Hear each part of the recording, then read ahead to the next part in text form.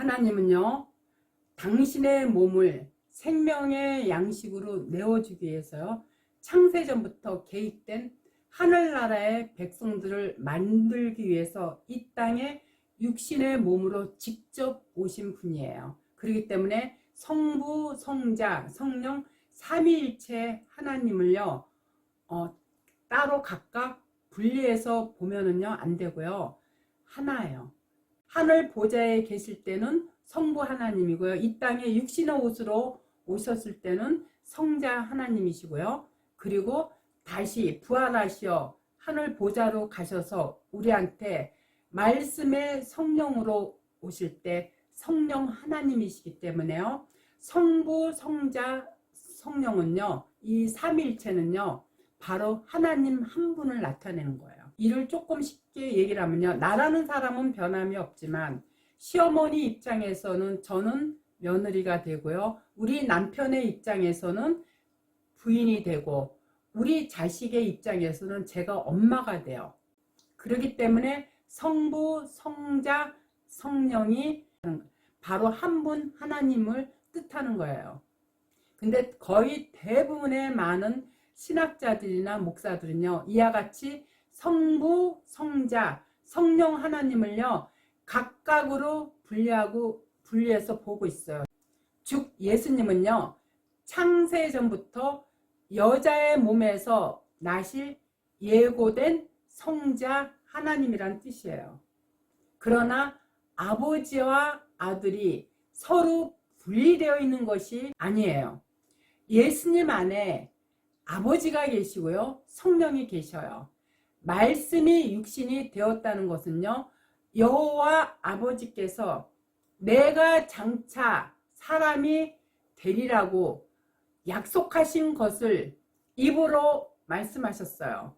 그 말씀하신 그대로 행동에 옮겨서 여호와 하나님이, 다시 말해서 사람, 예수가 되셨다는 것을요, 요한복음 10장 30절 나와 아버지는 하나이니라 이렇게 나타내고 있는 거예요. 그래서 요한복음 14장 7절에 보면은요, 너희가 나를 알았더라면 내 아버지도 알았으리라.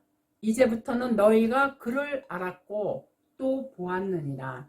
이와 같이요, 예수께서요, 나를 본 자는요 아버지를 보았다고 했고요, 따라서 예수님은요 영원부터 계신 아들이 오신 것이 아니라 여호와 하나님께서요 직접 오셔서 아들이 되셨기 때문에 너희 조상 아브라함은 나를 보고 기뻐했다.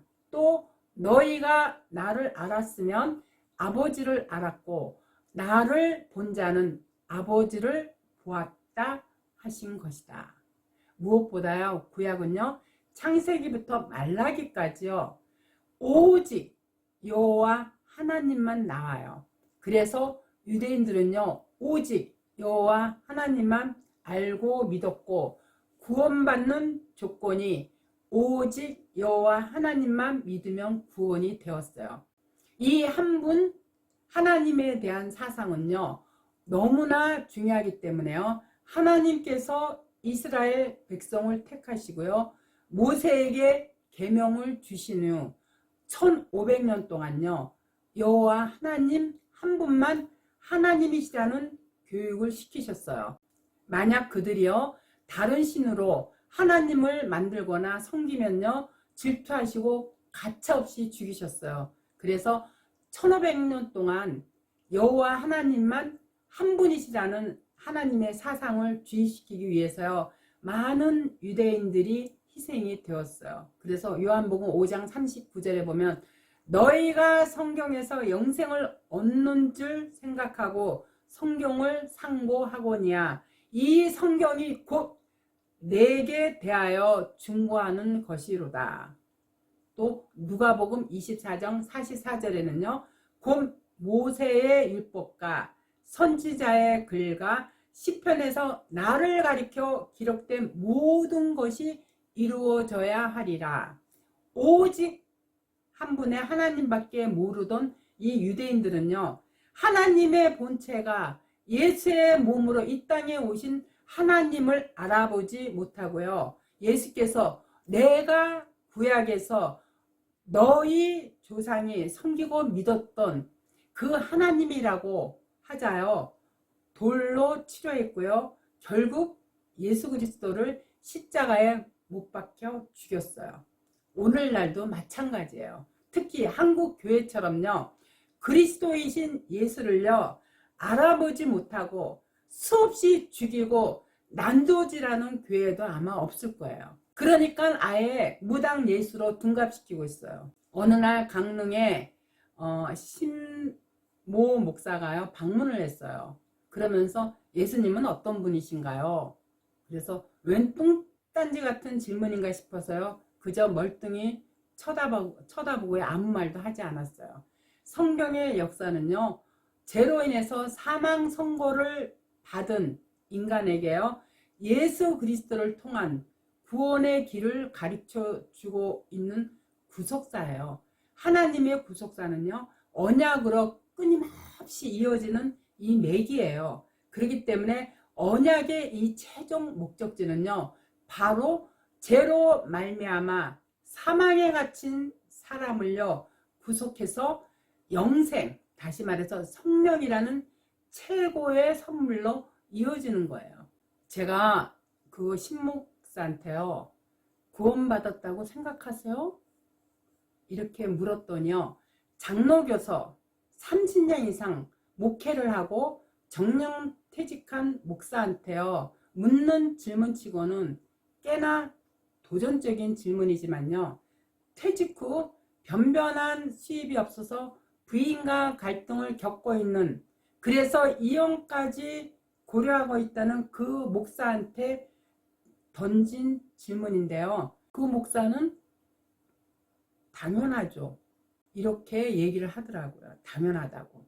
물론 부혼과 이혼의 문제는요.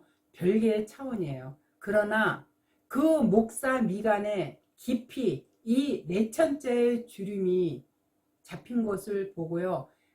심령의 공고함을 그 내천자가 대신 말해주고 있기 때문에요. 솔직히 제가 의심이 들어서 그래서 물었던 질문이에요. 근데 그는 분명 자신이 예수를 믿고 제사함 받았기 때문에 구원을 받았고 그러니까 천국에 갈 수 있다고 말한 것인데요. 그러나 우리가 정확하게 알아야 할 것은요.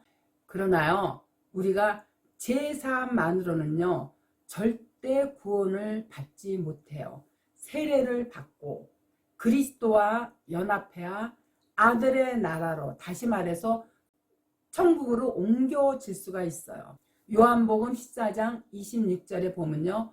보혜사 곧 아버지께서 내 이름으로 보내실 성령, 그가 너희에게 모든 것을 가르치시고 내가 너희에게 말한 모든 것을 생각나게 하시리라. 보혜사는 성령인데요.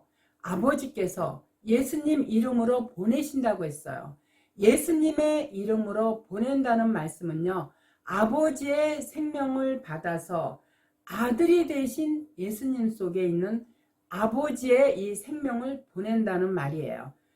이름은요. 그 존재의 속성을 이름이라고 하거든요. 또한 이 성령은요. 내가 원한다고 얻어지는 것이 아니라 아버지가 내 안에 생명으로 침투해 들어와야 진정으로 구원이 이루어지는 거예요. 아들과 성령은요. 아버지에게서 나오는 말씀과 생명의 활동이에요. 따라서 아들이신 말씀과 아버지의 생명의 활동이신 이 성령은요. 제사함 받은 성도에게 말씀이 성령이기 때문에 말씀으로 깨닫게 하셔요. 그 그리스도의 영이 심령 안에 거한 자들은요. 바로 그리스도의 영이 인도하기 때문에 그 어떤 것에 근심하거나 염려하지 않게 되기 때문에요. 그래서 제가 그 신목사한테 구원에 대해서 물었던 거예요. 마태복음 6장 33절 이하에 보면요. 너희는 먼저 그의 나라와 그의 의를 구하라. 그리하면 이 모든 것을 너희에게 더하시리라. 그러므로 내일 일을 위하여 염려하지 말라. 내일 일은 내일 염려할 것이요 한낱 괴로움은 그날의 족하니라. 구원받은 자들은요 이와 같아요. 무엇보다 세상을 통해서 그 죄 문제가 해결될 수 있다는 것을 선포하는 것이 성경이죠. 그들의 환경을 바꾸어 주어 이 세상에서 잘 먹고 잘 살게 해주는 것이 아니에요. 그러나 구원을 받은 하나님 나라의 백성들은요 우리의 모든 것을 하나님께서 더해 주시겠다고 하셨기 때문에요 세상 문제로 근심 걱정하지 않게 되어 있어요. 무엇보다요 신학을 젊은 시절부터 오랫동안 공부한 사람들조차요 구원에 관해서 질문을 하면요 앞서 그 신목사처럼요 제대로 답하는 사람이 없어요. 그저 예수만 믿으면 구원을 받고 천국 간다고 생각하는 그 정도 수준이에요. 무엇보다 목사들이 이 성경적 해석의 오류를 범하다 보니까는요 목사들조차 성경 구절을 놓고 그에 따른 해석들이야 다 제각각 다르게 표현들을 하고 있어요. 우리가 성경을 깨닫는 거는요 성경적인 지식으로 깨닫는 게 아니라요 보혜사 성령이 오실 때 그 성경의 비밀을 하나하나 일깨어 알려주시기 때문에요 그 뜻을 알게 해주시는 분이 바로 뭐냐면 보혜사 성령이기 때문에요 그 자체가 바로 믿음이기 때문에 믿음 니코르 11조고요 믿음 니코르 예배고요 믿음 니코르 거기가 바로 천국의 삶이라는 것을 깨닫고요 항상 말씀 안에서 깨달아야지만 믿음과 동행하는 다시 말해서 하나님과 동행하는 삶을 우리가 살아갈 수 있는 거예요.